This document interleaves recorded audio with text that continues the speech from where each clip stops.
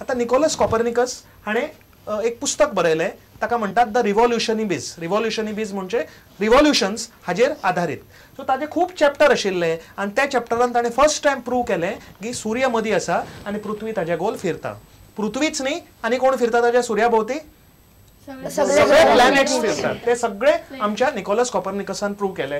चंद्र कशो मूव जाता, चंद्राची गती कितें आसा, प्लॅनेटरी मोशन्स कशे आसा, रोटेशन, रिव्हॉल्युशन, हे सगळे जे तुमच्या टेक्स्ट बुकान आसा ते सगळे बरयल्ले आमच्या निकोलस कॉपर्निकसान. इतलो महान हो सायंटिस्ट आशिल्लो.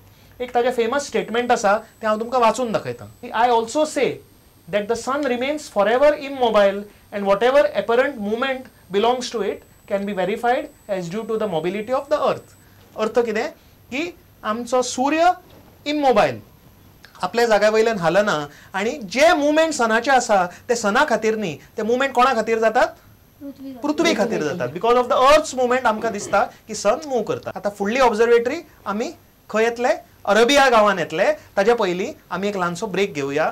पळयत रावात. अंतरिक्ष अप अप एंड अवे. रोखडेच परतून मेळुया.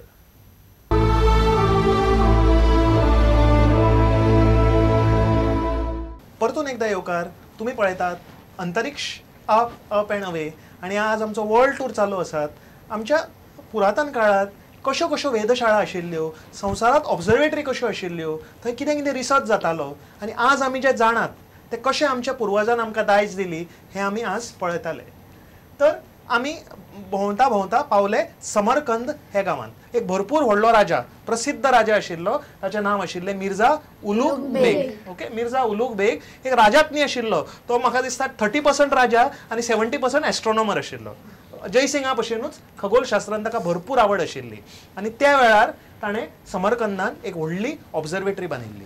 1420 ह्या सालांत बांदली, पूण 9 वर्सांनी लोकांनी ती मागीर मोडून काबार केली ताच्या उपरांत. आनी ह्या गेल्या सेंच्युरीन 1908 सालांत एक हिस्टोरियन जेन्ना रिसर्च करतालो, चुकून ताच्या हाताक एक डॉक्युमेंट लागलें आनी तो मॅप आशिल्लो. आनी तो मॅप घेवन जेन्ना तो सोद लावपाक गेलो तेन्ना समरकंद सिटीच्या भायर रेवेन भितर पुरिल्ली ही ऑब्झर्वेटरी तांकां मेळ्ळी. डिस्कवर जाली इतल्या वर्सांनी, 500-600 वर्सांनी डिस्कवर जाली.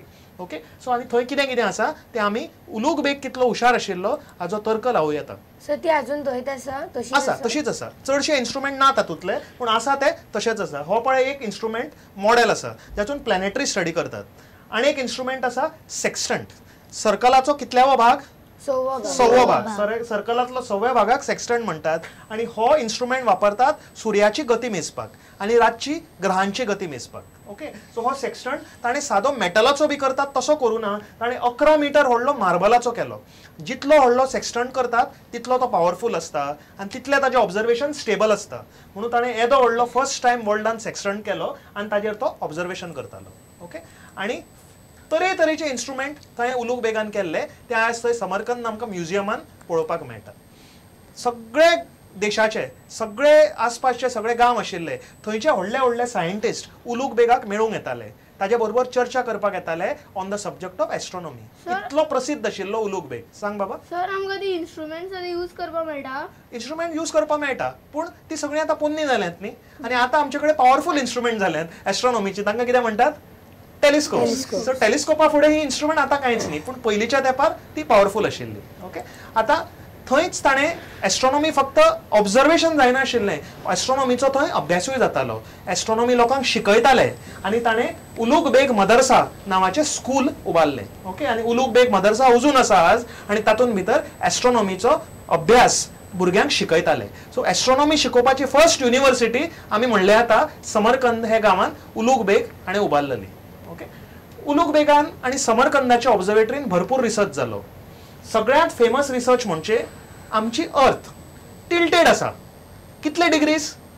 23.52 डिग्रीज. 23.52 डिग्रीज टिल्टेड आसा. हे प्रिसायज आनी करेक्ट प्रूव केलें समरकंद ऑब्झर्वेटरीन फर्स्ट टायम. तेन्ना तांणी प्रूव केलें. ओके, आनी तांणी मॅप काडलो आकाशाचो. 1018 स्टारांचो मॅप काडून आज पर्यंत ती स्टारांची जी नांवां आसात, कॉन्स्टलेशनांची नांवां आसात अर्बीन, ती आमी सुद्दां मॉडर्न एस्ट्रॉनॉमीन फॉलो करतात. Ulugh Beg was an Afghan prince and astronomer. He ruled over the area of Transoxiana, a place where the main activity of life is present-day Samarkand. He is regarded as the principal astronomer of the 15th century. He was born in the year 1394. Not many people know that Ulugh Beg has a bloodline linkage to Timur, or better known in the Western world as Tamerlane. Timur was his grandfather. Ulugh Beg was brought into this world by his parents Shah Rukh and Gauhar Shah. His parents were the ones who in the 15th century fought for Timur's empire. He was sent off to be the governor of Samarkand at the age of 16.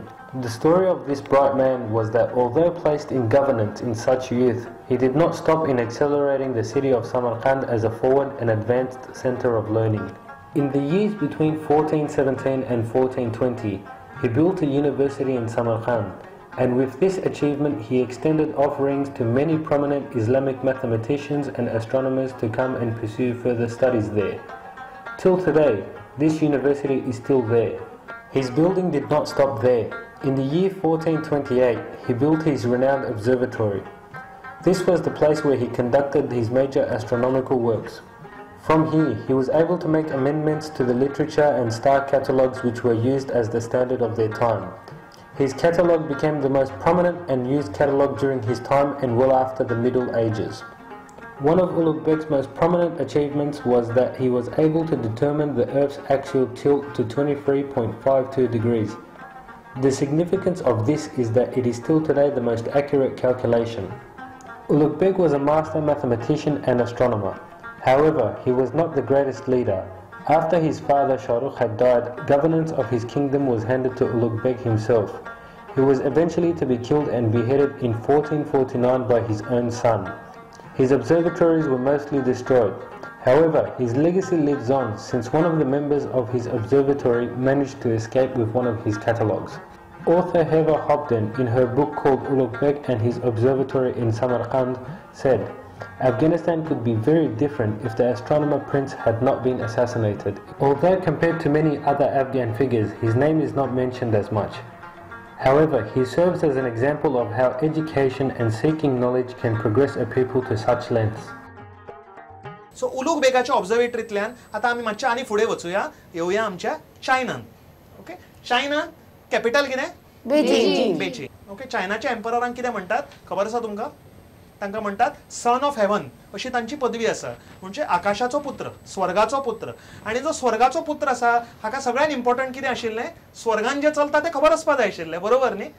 कितें कितें चलता, ग्रहां कशीं फिरतात, गिराण केन्ना जावपा आसा, so हें सगळें स्टडी करपा खातीर तांच्या दरबारान भितर खुबशे एस्ट्रोनॉमर तांणी पगारार लायिल्ले आशिल्ले.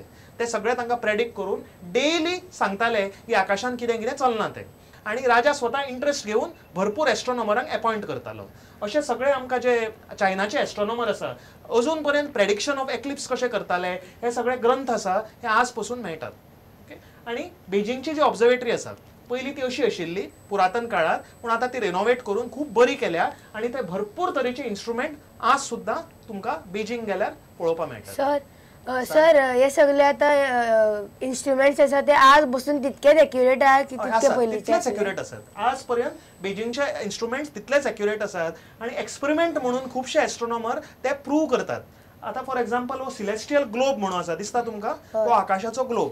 आणि आकाशान जे वस्तू आसा ते सारखे करेक्टली हाजेर मार्क केल्ले आसा, ते अजून तुम्ही थंय वचून प्रूव करपाक जाता. सो बेजिंग ऑब्झर्वेटरी कशी आसा ते आमकां थंय गेल्या शिवाय कळचें ना न्ही. या आमी बेजिंगाक या चायनाक या चायनाक एक ल्हानसो टूर मारून येवया आणि बेजिंग ऑब्झर्वेटरी कितें ती पळोवया.